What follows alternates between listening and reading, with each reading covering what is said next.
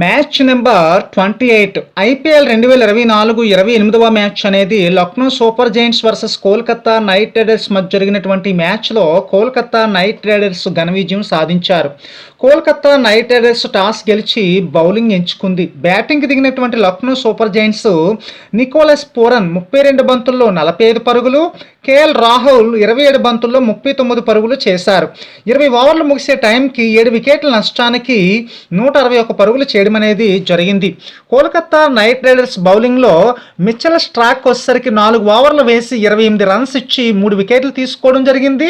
Henry Rasool వచ్చేసరికి 1 over వేసి 16 పరుగులు ఇచ్చి 1 వికెట్ తీసుకోవడం జరిగింది. తర్వాత బ్యాటింగ్ దిగినటువంటి Kolkata knight riders Phil Salt 47 బంతుల్లో 89 పరుగులు నాట్అవుట్గా ఉన్నారు. శ్రేయస్ అయ్యర్ 38 బంతుల్లో 38 పరుగులు నాట్అవుట్గా ఉన్నారు. 15.4 ఓవర్లోనే 2 వికెట్ల నష్టానికి 162 పరుగులు చేసి మ్యాచ్ ఘన విజయం సాధించారు.